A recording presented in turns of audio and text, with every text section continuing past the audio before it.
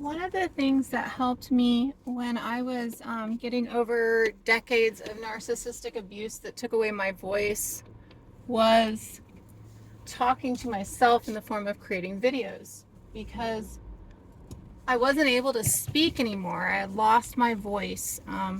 Everything about myself that I had enjoyed about myself, everything about myself that I had trusted about myself, had been kind of robbed from me. And even my security that I had the knowledge to do things was really robbed from me. It's still today, I kind of freeze if you criticize me while I'm trying to do something after being raised in that, and then also having to deal with it as an adult. So I spoke a lot to videos while I was driving because it was private, and I was able to really express my emotion. And I think that that's one of the things that I want to start doing for these videos. My focus was never just paleoanthropology. I love paleoanthropology, and I love the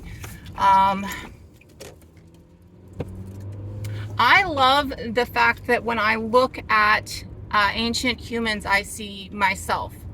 And I want people to see the same thing, because I feel like most of the time we think that anybody who came before us thought really differently than us, or had different needs or different feelings than us, when in reality that's not really true. Even like, we seem to think that people that came 100 years before us had a different need base, right? And than we do, and that's not true. I remember reading at one point that people thought that people during the Middle Ages actually didn't care about their children because they expected half of their children to die. And well, I've read anthropological studies that show that there are places where most children don't survive the first couple of months to the first year, where mothers will kind of cut off during that time period when they're losing literally every baby, but even in that, it's not a lack of love, it's a protective element, right? But there's no evidence that that happened during the Middle Ages or during any other time. And in fact, the only space that we see that anthropologically is in a man-made genocide, right?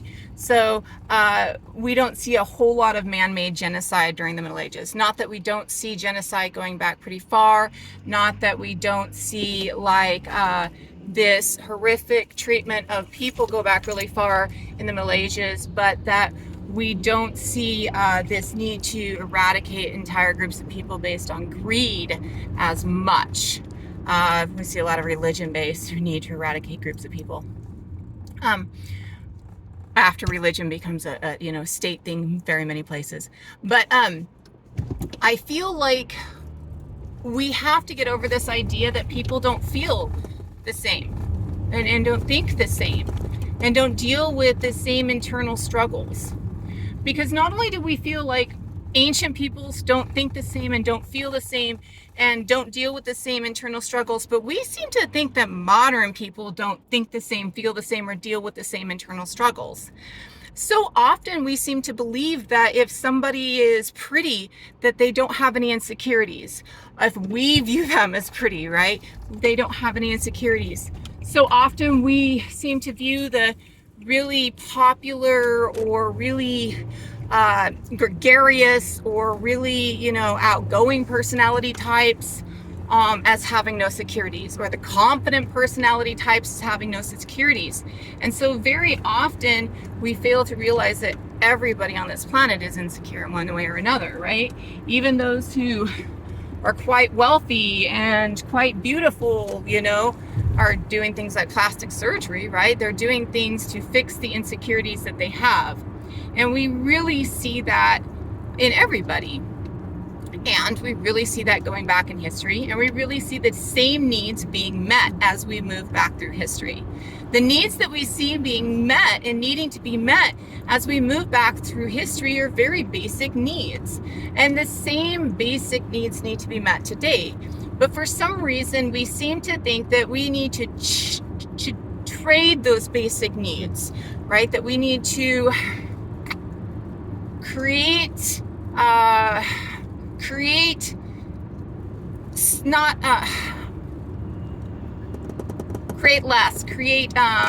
false, fuck the word, I'll have to enter this out.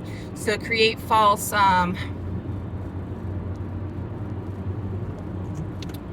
create false drought, lack, create false, that's not the word. I'm not thinking I'm going to put it. So very often we think that we need to create a false lack, and society creates that false lack, and in creating that false lack, it gives us this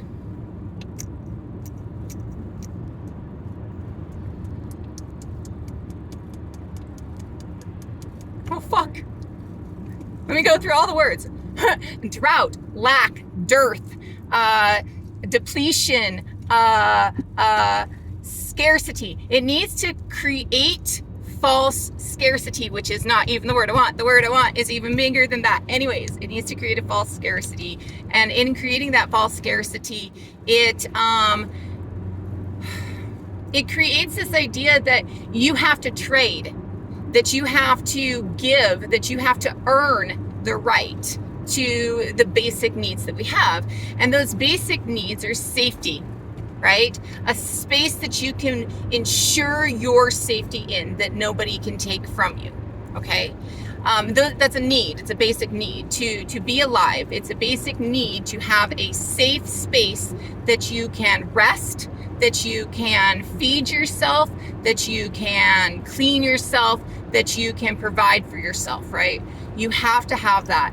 And we have traded that, right? We also seem to have this idea that we can trade other basic needs like food and water and air and you know, thoughts that we didn't have 1,000 years ago, thoughts that we didn't have 2,000 years ago. We did not need to trade coin for all of these basic needs 2,000 years ago, because coin wasn't in a common hand 2,000 years ago, right? Coin is something that deals with on a higher level 2,000 years ago. So if you are trading for space, you're trading space with labor. If you are trading for food, you're trading food for labor. And very often you're trading your production of food for either space or for protection or for, you know, but if we go back further and we go into paleoanthropology and we go back before the creation of stratification, if we go back before the idea of somebody being able to hoard, if we go back further than that, we see that we're still believing in the same structure, that we're still needing the same things, that society is still creation of space to give you a stability, right? Society is always meant to provide stability for all members within it. That is what a society is. And civilization is sometimes defined as having excess food, having the ability to have excess food. So society is always meant to create stability and safety. If that's what society is to create a stable environment for all people within, right? And the creation of civilization is having excess, and that means that nobody within should feel lack because you have excess, that you can therefore trade with other stratified societies or other societies, right?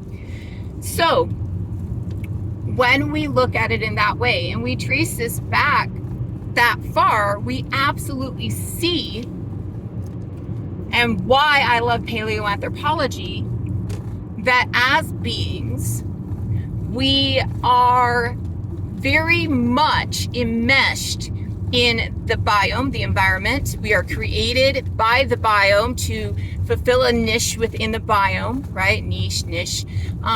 And we are also very much enmeshed with each other in community. And society being created to support community, right? Society being part of that, right? Culture all of this stuff being that part of community, being that part of a group of people, right? All of it is founded in these ancient times of being that initial group of people that did not have this need to other like we do today. And not only did it not have the need to other like we do today, but it also did not have that need to